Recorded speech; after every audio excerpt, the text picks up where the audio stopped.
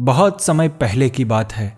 एक वृद्ध हकीम हिमालय की पहाड़ियों में एकांतवास में रहते थे। वे जड़ी बूटी की विद्या में विशेषज्ञ थे और उनकी ख्याति दूर दूर तक फैली हुई थी।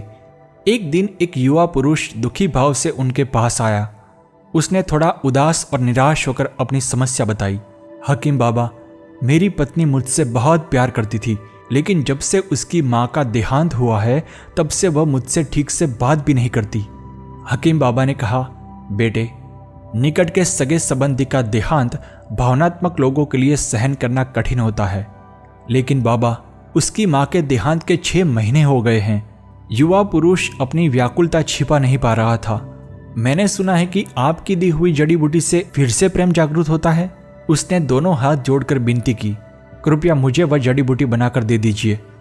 हकीम बाबा ने मुस्कुराकर कहा, अरे भाई, अगर मेरे पास जड़ी बूटी बनाने के लिए सारी सामग्री होती तो मैं उसे अभी बनाकर दे देता, लेकिन उसे बनाने के लिए मेरे पास एक महत्वपूर्ण चीज नहीं है। कौन सी चीज? पुरुष ने अचानक अधीरता से पूछा। मुझे बताइए, मैं उसे लेकर आऊंगा।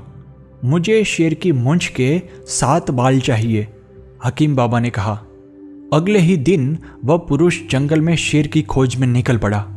काफी खोजबीन के बाद उसने जंगल में एक नदी के किनारे एक शेर को देखा। उसकी हलचल देखकर शेर ने इतनी जोर से दहाड़ लगाई कि वह पुरुष भीतर से कांप उठा।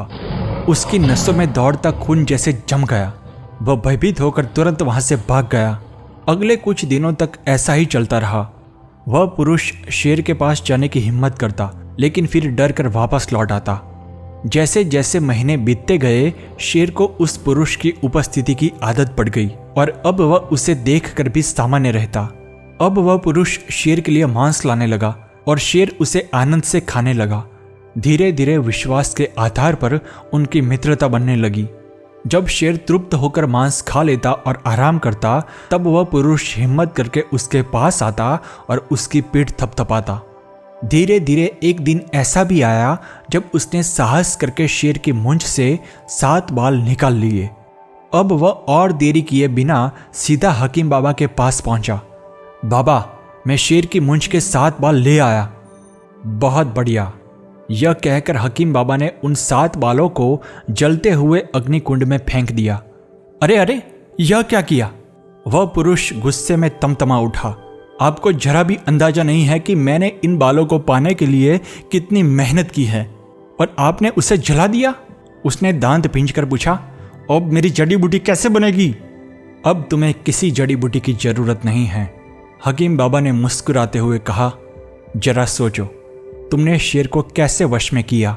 जब एक हिंसक जानवर को धैर्य और प्रेम से जीता जा सकता है, तो क्या इंसान को नहीं जीता जा सकता?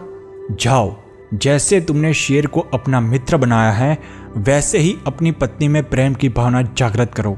स्त्री केवल एक शरीर नहीं है, उसमें भी एक मन होता है। उसके भावनात्मक स्तर पर जाकर उससे समझो। तुम अपना रास्ता छोड़ो और उसका रास्ता पकड़ो, मन से शरीर की ओर। पुरुष को हकीम बाबा की सलाह में ही जड़ी बूटी मिल गई।